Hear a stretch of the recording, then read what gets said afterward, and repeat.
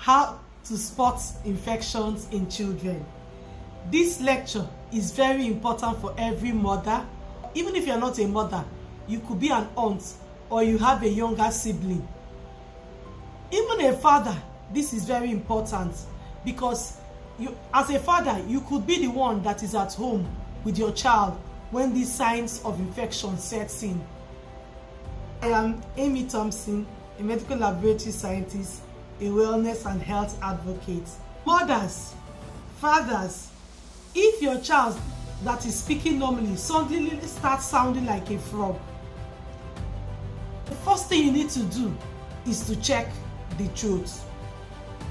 When you are checking the throat, look out for swelling in the throat region, if there are swelling in the lymph nodes in the throat. Also observe that child. If that child is constantly coughing, that is, the cough is serious.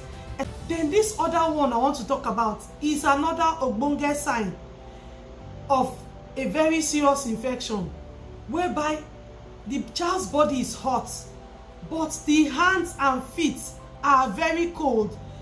Looks like you just put that child inside, dipped their feet or their palm inside cold water. This particular one, whenever I observe it in my children when they were smaller, whenever I used to observe it in my children when they were smaller, I just know this is not something I can manage at home. I start rushing my child to the hospital. Or you see your child that loves food, you have a foodie like my first son, then suddenly your child starts avoiding food. That child becomes dull, stops playing with other children. You know, if your child, mothers and fathers, you know, when you have that hyperactive child, all of a sudden, this child that is unwell is not just coughing and playing. Because sometimes you see them, they have flu, common flu, and they are playing with the cough and the catarrh. But this time, this your hyperactive child suddenly stops playing, becomes calm. Let your antenna start being raised. That could be an infection working over time.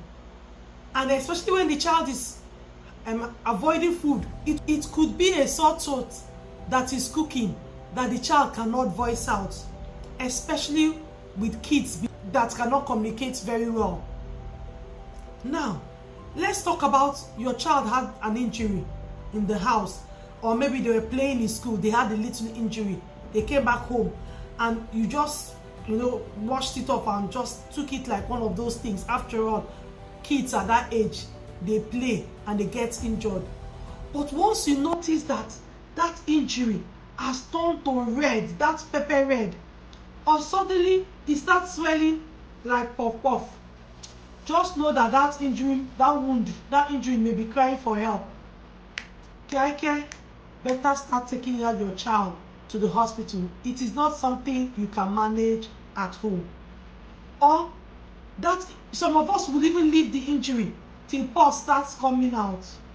Please, if you are one of those parents or aunt or sibling, don't leave our children. Don't leave my children till pus starts coming out from that injury.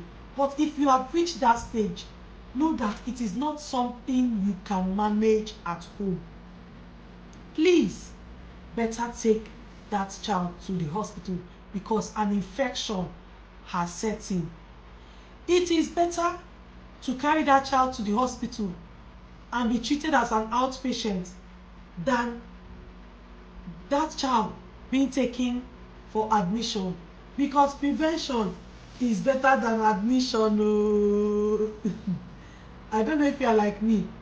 I don't like spending a life in the hospital, even as a medical laboratory scientist. Thank you very much for listening. If you enjoy this series, kindly share, like, comment, so that this video can go viral and others can see it and learn also on how to spot infections from children. In the next series, I'll be talking about how to spot infection in adults. Thank you very much for listening. Bye.